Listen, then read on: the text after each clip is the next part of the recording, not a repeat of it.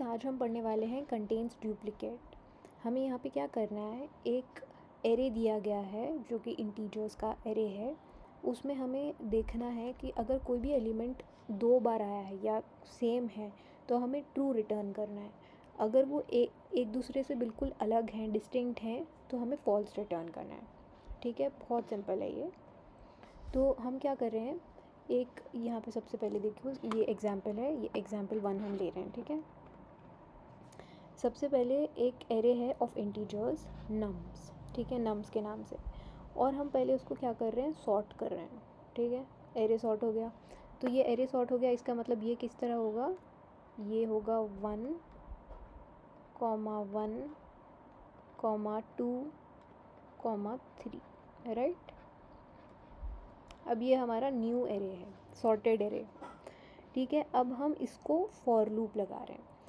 तो जब ये इंडेक्स 0 रहेगा, ठीक है, व्हेन दिस इंडेक्स इज़ 0, यहाँ पे जब है वो, तो ये कब तक चलने वाला है, जब तक नम्स डॉट लेंथ -1। तो सबसे पहले तो ये 4 होगा, राइट। उसकी लेंथ कितनी है, 4, इसकी लेंथ 4 है, राइट। तो ये -1 होके इज इक्वल टू 3 रहेगा, राइट। मगर ये आई कहाँ पे स्टॉप होगा, जब 2 पे स्टॉप हो जाएगा, बिकॉज़ ये हमेशा 3 से छोटा रहेगा, राइट।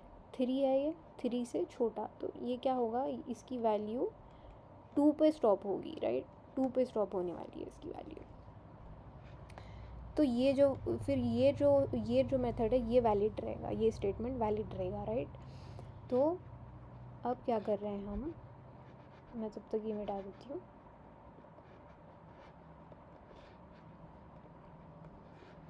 तो अब हम शुरू से चलते हैं, ठीक है, लूप में जाते हैं।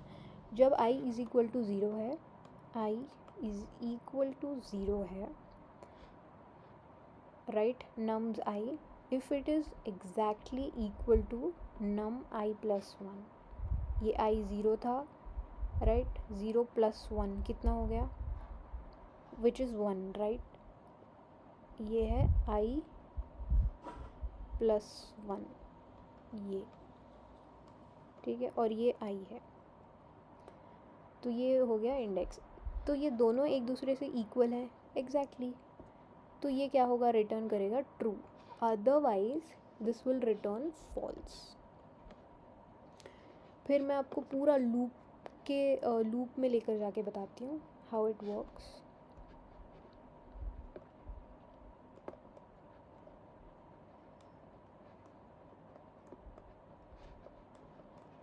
ठीक है, अब समझो, अगर ये वाला लूप मतलब अभी सॉर्टेड एरे नहीं है, ठीक है,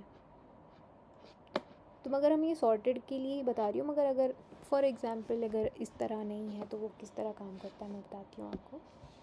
जब ये i ये रहेगा तो ये, और i प्लस 1 कितना रहेगा, ये 1। जब i 0 रहेगा तो ये 1 रहेगा, ठीक है।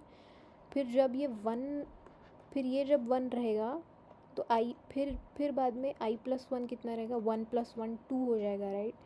तो फिर ये i प्लस 1 हो गया, ठीक है।